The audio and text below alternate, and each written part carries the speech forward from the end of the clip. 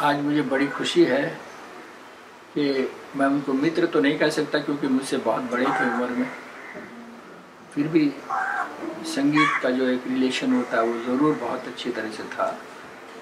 पंडित, मैं जिक्र कर रहा हूँ पंडित अमरनाथ जी चावला। मैंने उनकी पहली बार जब उनसे मुलाकात हुई 1945 में लाहौर में, हमारा बड़े भाई साहब के एक शिष्य थे श्री बंसीलाल जी, उनका सरस्वती म्यूज़िक कॉलेज था और ये अमरनाथ जी कभी कभी वहाँ भी आया करते थे। वो सामने पंडित अमरनाथ जी, वो सब शिक्षण का दिन था, हमने तो गाना शुरू ही नहीं किया था उस ज़माने की बात है। और हमारा गाना कैसे शुरू हुआ वो भी बता देता हूँ क्योंकि इसमें उनका बड़ा अहम सक्रिय पार्ट कहो या हाथ कहो या कुछ भी कहो, जो भगवान की कृपा से। एक दिन पंडित कुमार गंधर्व जी वो अपने चेन बुकिंग की तरफ से, पहले रेडियो में चेन बुकिंग हुआ करती थी, वो बम्बई के आर्टिस्ट थे, तो बम्बई से निकल के लखनऊ, लखनऊ से दिल्ली, दिल्ली से लाहौर, लाहौर से पेशावर, ऐसे चेन बुकिंग हुआ करती थी। तो उस चेन बुकिंग में आए थे तो हम लोग वहाँ 33 निस्बत तो बिल्कुल सरस्वती म्यूजिक कॉलेज में ही रहते थे। तो वो अपना सुबह का प्रोग्राम करके वहाँ आ गए। आके बड़े भाई साहब से कहा, चाचा नमस्कार, मैं तो आज दिन भर खाली हूँ, मैं यहाँ रह जाऊँ। अरे भैया, कुमार गंधर्व को कौन कहे कि तुम मत रहो, बहुत खुशी की बात है, रहो। हम लोगों ने दोपहर का खाना वाना खाया। 4 बजे बड़े भाई साहब से कहते हैं मैं जसराज को ले जाऊँ, ले जाओ। हम लोग रेडियो स्टेशन पहुँच गए लाहौर। वहाँ पे जाके उन्होंने कहा कि ये बजाएंगे तबला। वो ज़माना इतना अच्छा था कि ऑडिशन हुआ है या नहीं हुआ या क्या, इनका कुछ भी नहीं, किसी ने पूछा भी नहीं, सब बजाओ। हमने उनके साथ में तबला बजाया, उन्होंने भीम क्लास की कोई बंदिश गाई और पंडित अमरनाथ जी ने भी फिर बाद में उस्ताद अमीर खान साहब से वैसी बंदिश सीखी थी जिसमें धैवत पे सम था।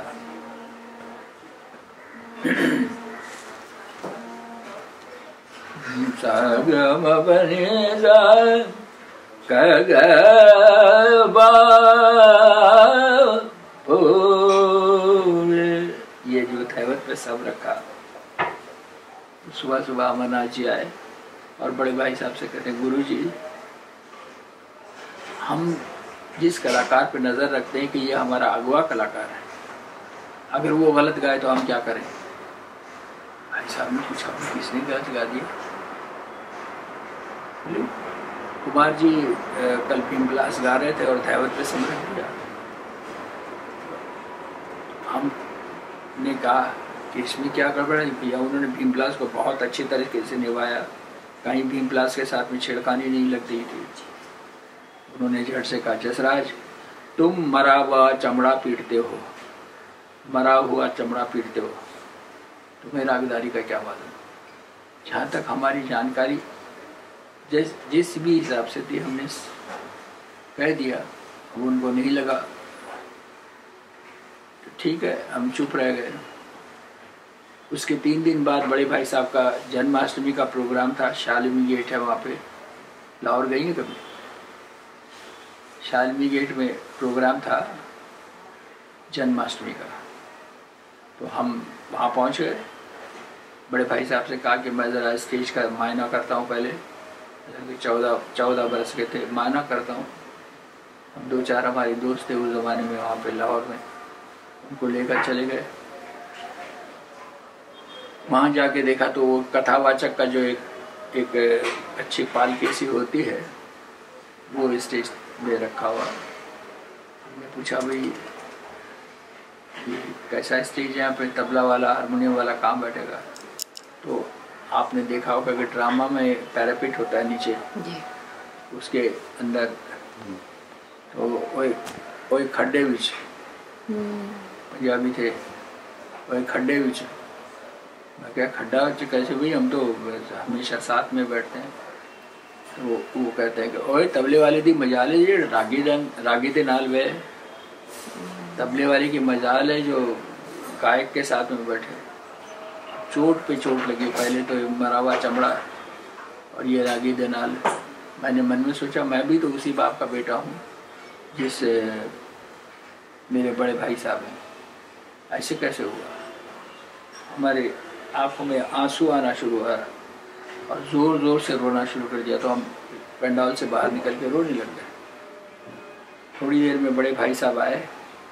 बड़े भाई साहब मेरे जो गुरु जी थे, पूज्य पंडित मणिराम जी का जिक्र कर रहा हूँ। बड़े भाई साहब मतलब पूज्य पंडित मणिराम जी। तो उन्होंने पूछा जसराज कहाँ है, बोले वो बाहर खड़े रो रहे हैं। बड़े भाई साहब ने आके कहा क्यों रो रहे हो, किसी ने मारा तो नहीं। मैंने कहा नहीं।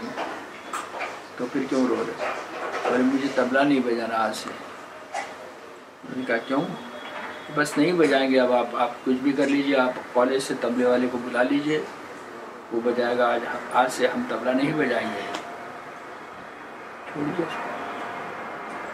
उसके बाद में भी हमने 2-3 बरस तक इसलिए बजाया कि बड़े भाई साहब को ज़रूरत थी तो बजा लेते थे, मगर तबला मन से वहाँ से छोड़ दिया। हालांकि हम बहुत अच्छा तबला वादक थे, बड़ा अच्छा बजाते थे। तो हुआ यूँ,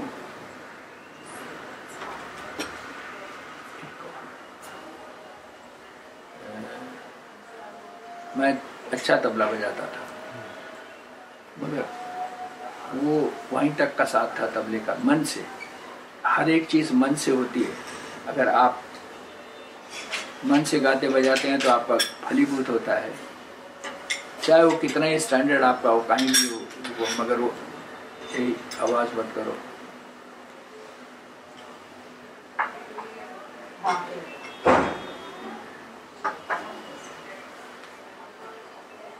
तो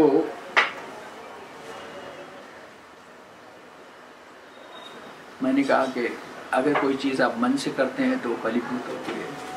वो आपको शोहरत भी दिला सकती है, आपका नाम भी कर सकती है, कुछ भी कर सकती है।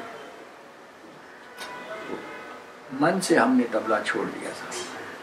2-3 बरस तक बजाते रहे बड़े भाई साहब के साथ में। तो हमारा जो टर्निंग पॉइंट आप कहिए वो था जिस दिन अमरनाथ जी ने हमसे कहा था कि मरा हुआ चपड़ा पीट दो। और अब मानते हैं कि वो बड़ा शुभ दिन था। उस दिन तो बड़ा गुस्सा भी आया, रोना भी आया, मगर वो सच में शुभ दिन था। क्यों कि उन्होंने ये शब्द कहे, हमारे मन में एक गांठ लग गई कि हम भी गाना गाएंगे। अच्छा न, जन्माष्टमी के दूसरे दिन सुबह जो 4 बजे बड़े भाई साहब ने कहा चलो उठो। हमें तो नींद कहाँ थी, हम तो रो रहे थे सारी रात और ये सोच रहे थे कि अब करेंगे क्या, कैसा करेंगे। आपको ताज्जुब होगा कि 14 बरस की उम्र में आदमी ये सोचता है कि हम करेंगे क्या, कैसा होगा। आई डोंट थिंक कोई जल्दी से ऐसा सोच सकता है, मगर शायद किसी पे पड़ती है तो फिर सोचता है। बड़े भाई साहब ने कहा उठो, हम आपको तुम्हें गाना सिखाएंगे। मैंने कहा नहीं, आपने ये सोच लिया कि चाहे इसको 2-1 दिन गाना सिखा लेंगे, फिर ये तब तबले पे लग ही जाएगा। मैं तबला नहीं बजाऊंगा और मुझे गाना सीखने के लिए ज़रा समय दीजिए, मैं सोचूंगा कि मैं कैसा करूंगा, क्या करूंगा। मुझे कैसा करूंगा, क्या करूंगा, कोई बात नहीं है। अपने यहाँ पहले तबला सिखाते इसलिए है कि जिससे कि उसको मात्रा गिन गिन के ना गाना पड़े। और तुम अच्छा तबला बजा रहे थे इसलिए याद नहीं आया कि इसको गाना सिखाना है। ठीक है, आप हम उठे। अच्छा वो दिन कौन सा था, आपने वृंदावन के बारे में या मथुरा के बारे में सुना होगा कि जो नेक्स्ट डे होता है सुबह मॉर्निंग, वो नंद उत्सव कहलाता है। तो हमने गाना जो शुरू किया वो नंद उत्सव के दिन शुरू किया। अब आप पूछिए। अब बहुत सुन्न हो गई हूँ मैं ये सब सुन के, मगर आपका दिल बहुत बड़ा है। आप उनकी गायकी के बारे में दो शब्द कहिए। उनकी गायकी के बारे में ये है कि वो ज़माना था कि सभी उस्ताद आमिर खान के ऊपर फिदा थे जी। जिस समय उन्होंने शुरू किया वो आमिर खान साहब के भी शुरू के दिन थे। एकदम बहुत बड़े कलाकार नहीं थे, हालांकि बाद में जो हुए तो उनको आज भी दुनिया बड़े कलाकार के रूप से याद करती है। और हर कलाकार जो था उभरता या चलता जो भी था उस्ताद आमिर खान साहब की तरफ नज़र करके देखता था। तो ये हमारे पंडित अमरनाथ जी ने भी उनके शिष्यत्व ग्रहण किया। कब किया ये मुझे नहीं मालूम है, मगर किया जरूर जी। 47 में 47 में पार्टीशन के कुछ दिन बाद 1947। हाँ मैं समझ गया, 47 1947 हो गया। तो बस वही ज़माना था, मगर मैंने ठीक कहा कि तब इतने उभरे नहीं थे जी। 49-50 में जाके आमिर खान साहब का उदय हुआ बड़ी जोर से जी। लोग सुनने तो लग गए थे कि अरे भी बड़ा अच्छा गाता है, ये रेडियो में बड़ा अच्छा गाता है, कौन है। तो उस ज़माने में सिर्फ रेडियो ही एक ऐसी माध्यम था कि जिससे लोगों को जाना जाता था। तो आमिर खान साहब के शिष्य हुए और उसके बाद में जो मैंने उनका 1-2 बार प्रोग्राम सुना रेडियो में, तो बहुत अच्छी उन्होंने तालीम हासिल की थी और उस तालीम के अनुसार गाते थे। उस्ताद आमिर खान साहब को फॉलो करना ही बहुत मुश्किल है, उनसे सीखना बहुत मुश्किल था, मगर समहाउ उस्ताद आमिर खान साहब के जो भी शिष्य थे उनमें अमरनाथ जी का सानी नहीं था, उनका जवाब नहीं था। अमरनाथ जी जो एक थे जो टॉप नोच थे, तो ऐसा उनका गाना था और सच में बहुत अच्छा गाते थे। हमने उनकी महफिल नहीं सुनी मगर 2-4 बार रेडियो प्रोग्राम ही सुना, हमें बहुत अच्छे लगते थे क्योंकि हम भी आमिर खान साहब पे फिदा थे। तो दोनों का रास्ता एक ही मिलता था, तो हमें बहुत अच्छे लगते थे पंडित अमरनाथ जी। उनका गाना सुनना जब भी कभी रेडियो में होता था हम लगा लेते थे।